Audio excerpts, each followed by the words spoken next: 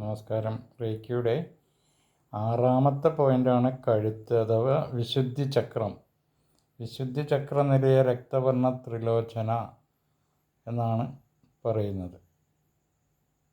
പരസ്യം ഉപഭോക്താവിനെയും ഉൽപ്പാദകനെയും തമ്മിൽ ബന്ധിപ്പിക്കുന്ന കണ്ണി പോലെ ശരീരത്തിലെ ആത്മാവിനെയും ശരീരത്തെയും തമ്മിൽ ബന്ധിപ്പിക്കുന്ന ഒരു കണ്ണിയാണ് ഈ കഴുത്ത് അഥവാ വിശുദ്ധി ചക്രം. അപ്പോൾ വളരെ പ്രധാനപ്പെട്ട ചക്രമാണ് വിശുദ്ധി ചക്രം. 16 ദളങ്ങൾ, ഇളം നീല നിറം,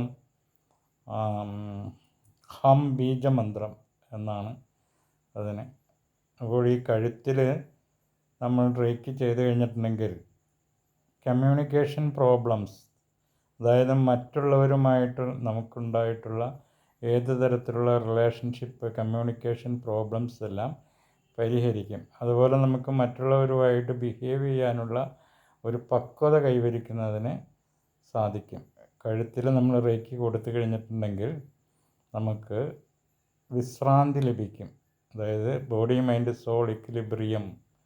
പിന്നെ കഴുത്തിൻ്റെ പ്രധാന ധർമ്മം അവിടെ ശ്വാസകോശങ്ങളെ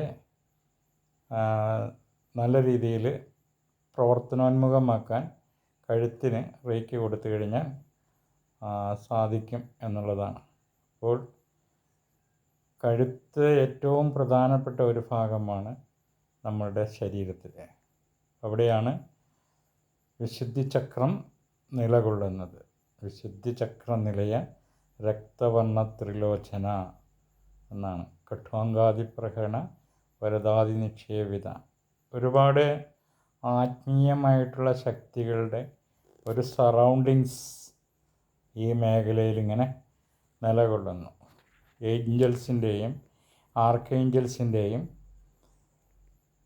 ഒക്കെ സ്വാധീനം, അവയുടെ ഒത്തുചേരൽ, അസംബ്ലി, മീറ്റിങ്സ്, ഇതെല്ലാം കഴുത്തിലെ ദളങ്ങളിലാണ് നടക്കുന്നത് എന്നാണ് പറയുന്നത്.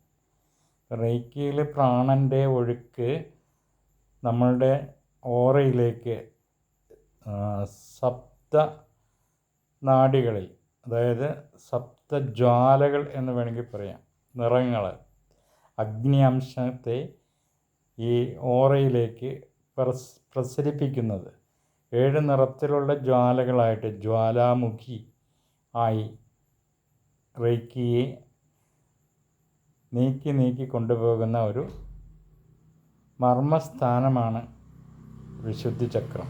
അപ്പോൾ വിശുദ്ധി ചക്രത്തിൻ്റെ തകരാറുകൾ പരിഹരിച്ചു കഴിഞ്ഞിട്ടുണ്ടെങ്കിൽ നമുക്ക് ഒരുപാട് അഭ്യുന്നതി ഉണ്ടാകും. പ്രാക്ടീസ് ചെയ്യുക. Thanks for watch with love light of reiki.